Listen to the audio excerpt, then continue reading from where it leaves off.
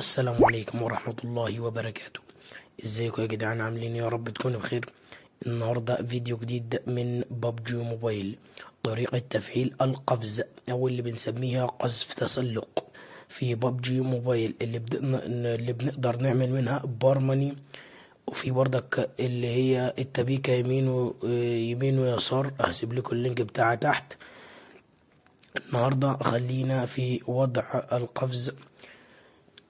اول حاجه يا جدعان هندوس على السهم اللي انا علمتلكوا عليه تحت، وهندوس على كلمه الاعدادات اللي انا علمتلكوا عليها بالسهم دي، هندوس عليها، وهندوس على كلمه عناصر التحكم اللي هي رقم 2 اللي تحت كلمه الحساب، وهندوس على كلمه عناصر متقدمه اللي انا علمتلكوا عليها فوق، وهنلاقي هنا يا جدعان قذف تسلق تحت اهي اللي انا علمتلكوا عليها دي. هنا معموله فصل ودمج اللي هي هتعمل دمج مع العادية، انما فصل اللي هيبقى الاتنين مع بعض، اللي تقدر تعمل منها بارماني.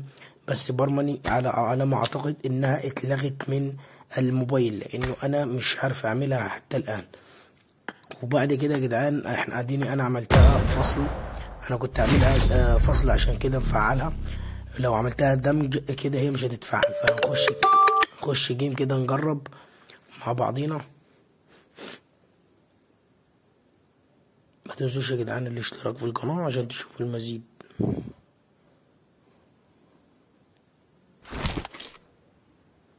اللعبة بتنزل اهي يا جدعان، زي ما انتم شايفين اتفعلت على اليمين اهي، اللي انا معلم لكم عليها حاليا دي اتفعلت اهي خلاص. تيم ماتش ليتس جو اهي زي ما انتم شايفين النطة الكبيرة اللي بنسميها، اللي بنقدر نعدي منها بالشباك وكده يعني، اتفعلت. وانتظرونا في الفيديو اللي جاي اللي هو طريقة تفعيل في الساحة. كل حاجة تقريبا الاشتراك في القناة تشوفوا المزيد من. يلا سلام.